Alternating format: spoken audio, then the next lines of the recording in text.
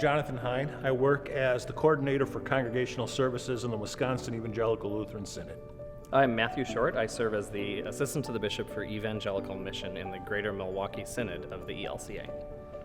Nathan Metter. I'm the executive assistant to the president of the South Wisconsin District of the Lutheran Church Missouri Synod in the areas of mission, mercy, and stewardship. Necessity is the mother of invention, and when the pandemic hit, these congregations had to figure out a way to serve their people, and the Digital Reformation program and the grants, they really helped our churches serve those people at that time of need. Laptop set up also, it's networked, which is incredible, and you guys are ready to live stream. This is building a space online. So just like laying bricks for a physical building, this was a little bit like laying the bricks for the virtual space so that people could connect from home during a time when some weren't able to come together in person. A lot of these congregations that were challenged with technology that also applied to their stewardship. So they gave by envelopes, which means when those churches shut down, offerings were kept at home. Those churches would have struggled to implement this digital technology without the Siebert grant. Siebert having the foresight to see that necessity, there's no way our entities individually could have reached this kind of magnitude on our own without severely hampering the other gospel-centered ministries that were involved.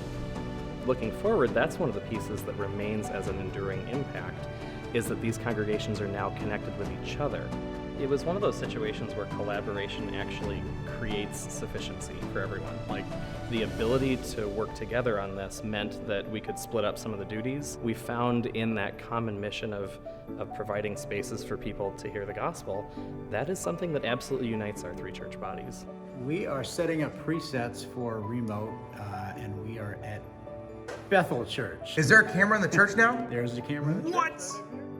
A number of people who were, say, over the age of 90, who hadn't been able to come to church in person for the last few years, even before COVID, now had a way to attend, and it became a democratizing space because all of a sudden everyone had to connect virtually.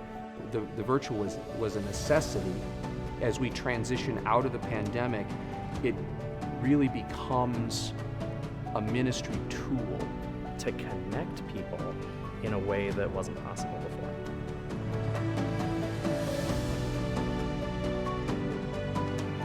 In the very church that we're standing in right now, there are individuals whose lives have been touched by the Word of God because of these resources. I'd like to thank Siebert for their generosity. There's just so much we could not have done without their help. It just strikes me that it's a profound exercise in stewardship of resources and a great example of how God speaks through the gathered people.